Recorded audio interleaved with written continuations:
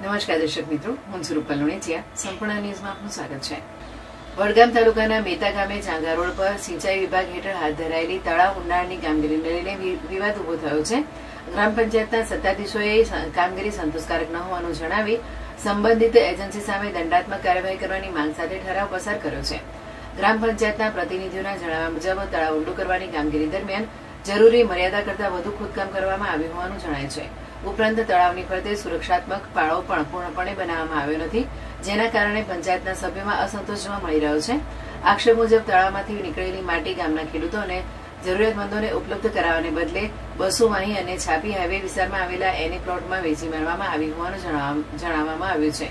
આ મામલે ગ્રામ પંચાયતે સિંચાઈ વિભાગને રજૂઆત કરી એજન્સી સામે કાર્યવાહી કરવાની માંગ કરી છે.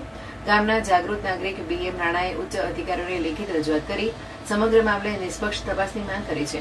તેમણે જણાવ્યું હતું કે તળાવની રચના, તેની પાણી સંગ્રહ ક્ષમતા, તળાવ સુધી પાણી પહોંચવાના સ્ત્રોતો તેમજ ખોદકામમાંથી નીકળેલી માટીનો ઉપયોગ અંગે ગંભીર પ્રશ્નો ઉભા થયા છે. રજૂઆતમાં તળાવમાંથી નીકળેલી માટીનું પ્રમાણ, તેના પરિવહન અને સંભવિત વેચાણની વિગતોની તપાસ કરવા, કામગીરી માટે લેવામાં આવેલી મંજૂરીઓ અને ટેકનિકલ પ્રક્રિયાની ચકાસણી કરવા તેમજ ગેરરીતિ સામે આવે તો જવાબદાર અધિકારીઓને એજન્સી સામે કાયદેસરની કાર્યવાહી કરવાની માંગ કરવામાં આવી છે.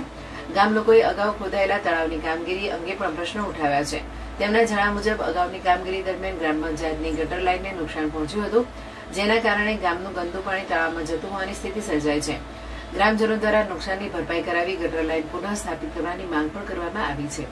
આ સમગ્ર મામલે સંપર્ક કરતા સિંચાઈ વિભાગના અધિકારીએ જણાવ્યું હતું કે હાલમાં તેમના વિભાગ સુધી કોઈ સત્તાવાર ફરિયાદ પહોંચી નથી. જો ફરિયાદ પ્રાપ્ત થશે તો નિયમ મુજબ જરૂરી તપાસ અને કાર્યવાહી કરવામાં આવશે. હાલ તળાવની કામગીરી અને માટીના ઉપયોગને લઈને ગામમાં ચર્ચાનો માહોલ જોવા મળી રહ્યો છે અને ગ્રામજનો ઉચ્ચ સ્તરીય તપાસની રાહ જોઈ રહ્યા છે.